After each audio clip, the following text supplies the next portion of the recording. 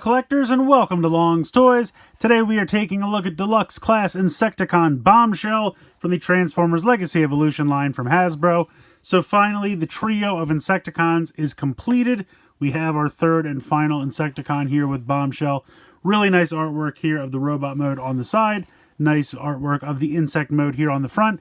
And of course we have the plastic-free packaging so you can kind of reach your finger in and touch the figure. But he's very sunken down in there. He's very much in shadow, which I kind of find hilarious.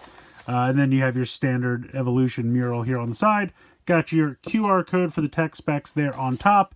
Nothing on the bottom. Spinning it around to the back, we have some nice product shots of the robot mode and the bug mode. And then the Evo Fusion gimmick where, very much like with Shrapnel, you can take the back legs off the forearms and make them into these larger guns, I guess. Evo Fusion. So there we go. So I'm going to go ahead and get him out of the packaging here, and we'll take a closer look. Here is Bombshell out of the packaging. He looks pretty great. It's nice to finally have all three Insecticons together. The head sculpt, I think, looks phenomenal. He has that kind of like old-time knight helmet mouth thing going on. Then he's got the red for the eyes, which is really nice.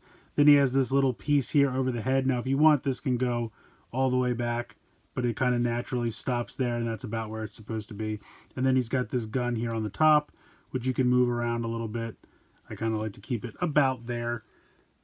It's just kind of funny because he's got so much, I mean, he's got at least a solid inch of head/helmet compared to the rest of his body. But this whole head can swivel side to side there. Have some really nice purple paint here for the chest. Now, I believe the original toy was black, but they felt like if they did that, it was going to be too much black all the way around, and he needed a pop of purple. So here they made the chest purple. I think it works. I like it a lot. I think that totally fits. Really nice Decepticon symbol there. You have this kind of translucent plastic with the yellow paint underneath and a little bit of silver here. It does really look like this should open like the original toy, but it does not. Shoulders, pretty standard. You have the insect leg pieces coming off, which is fun. You have the hinge. You can actually pop this out so that it doesn't hinder the hinge. So you can get a really nice range of motion there. And then kind of click it back into place. You have a swivel here. You have a bicep swivel, which I have to admit is a little loose on mine. I don't know if that's all of them or not. It's not a problem, but it's a little loose. I would say 90 degrees there in the elbow. Nothing in the wrist because the hand folds into the forearm. Now I have the gun pieces here, what are kind of the insect legs, stored on the back of the arm. You don't have to do that. They're completely removable. So if you want a more clean looking robot mode, you can absolutely go ahead and take those off. And then we have his standard weapon here done in silver, which looks really sharp. And of course the Evo Fusion gimmick is to just peg these guns on the side of the main gun and give him a little bit more firepower. It looks okay. I like the look of the gun on its own.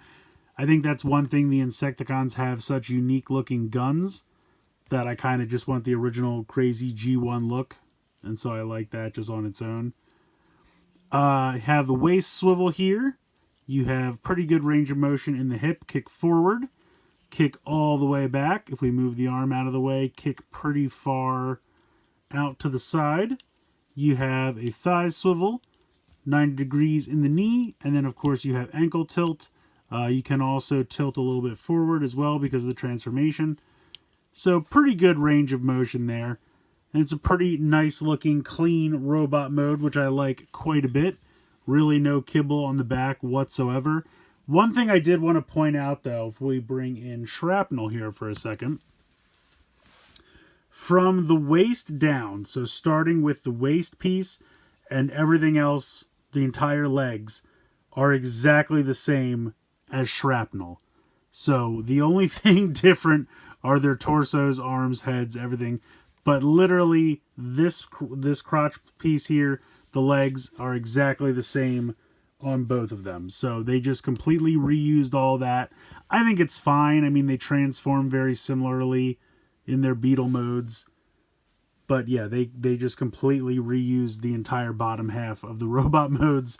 They are exactly the same. Now, obviously, they're painted differently, different colored plastic in certain places, but otherwise, mold, everything, exactly the same there. Well, you know what? While we have Shrapnel out, let's go ahead. Let's get a full-on group shot of our 3 Insecticons.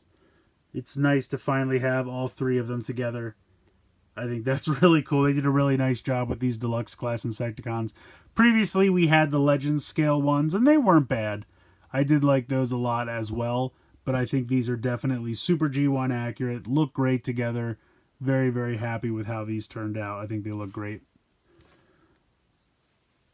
So we'll move them off to the side again. Yeah, that's pretty much it for the robot mode, but I like it quite a bit. Let's go ahead and transform him into his Beetle mode. Transformation is pretty simple and honestly very similar to Shrapnel, if you remember how that went. We're going to start by folding those hands into the forearms, and then just kind of straighten out the arms. And then we're going to rotate this whole section back, and we'll kind of soft click in place. There you go. Then we are going to take the waist and rotate it 180 degrees. And honestly, it might be easier to do that before we rotate the arms, but the directions do put it in this order. So we're going to straighten out the legs, push the feet in if you have them ankle tilted, come around to the back and open up these panels. Like so. Then we're going to fold the feet down. And then we are going to unhook the knees, and then this whole section will rotate up, and this is exactly the same as Shrapnel, the way the legs transform, because they are the exact same legs. So then we are going to snap them together, and then this will come and peg in. Make sure this is all the way down. There we go, that pegs in. And then we are going to rotate the forearms 180 degrees, because there's a little tab right there that is going to tab into this spot on the leg right there. So that's just going to come down and tab in there. And then we are going to do the same with the other arm and tab that in. And then we're going to take this section here and just push this up, and this little tab here will tab into a spot right there. Now it is painted, so I wonder how that's going to hold up over time. But it just kind of tabs in there. And then you can kind of do whatever you want with this. If you want to have it straight out, if you want to have it a little bit of an angle, whatever you prefer. And then you take the... Hold on, I think I did this wrong. Yes. Sorry, you want... Let me make sure this pegs in. There we go. So you want the connection point to be on the bottom. There's so many tabs on the arms that it's easy to... rotate it the wrong way, but we'll peg that in. And honestly, if it doesn't like 100% snap, it's not that big of a deal. It should line up and peg in, but gravity's going to basically keep it where you need it to be anyway. Then you'll take those little guns, if you don't already have them attached, and angle them this way to be the back Beetle legs. There you go. And there is your Beetle mode. So it's definitely very brickish, but it is very faithful to the original G1 toy, very much the way Shrapnel was.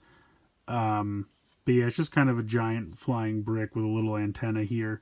I will say I kind of wish these sides were covered up, because you can definitely still see the robot head. So that's kind of a bummer. But I'm trying to think, if they would have that side covered entirely, I don't really think it would be a problem. I think they could have done this as a solid piece and still could have stopped there, and you just wouldn't see the top of the head. And then that way, when you close this up, it would completely hide the robot head. But it's not a huge problem. If you want, you can pop the weapon here on the top. You don't have to, but you can. Technically, I guess you could pop it here on the back of the foot as well. Although that looks kind of silly. But yeah, it is a brick Beetle. But it is very G1 accurate, and I kind of like it. Is it the most convincing Beetle? Not really. But of course, let us once again bring in our other insect companions. So we have Shrapnel and Kickback. And I'll be honest, not a one of them is really that convincing as a bug. But they're fun, and they're nostalgic. And they, well, I mean, the Grasshopper, kinda. But the Beetles are just kind of bricks with antenna and such. But again, very nostalgic, and I love them.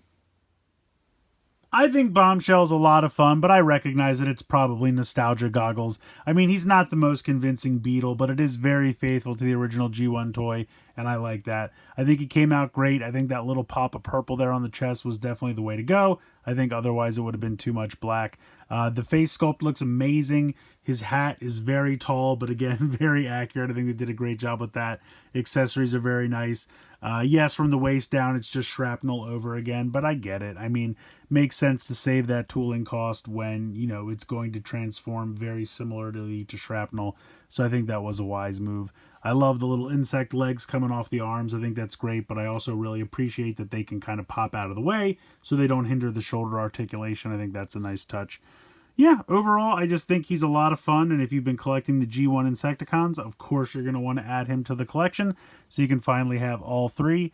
But otherwise, yeah, I say definitely check him out. I think he's a lot of fun. Let me know what you guys think in the comments below. Please like, share, and subscribe. Hope you guys enjoyed the video, and as always, thanks so much for watching.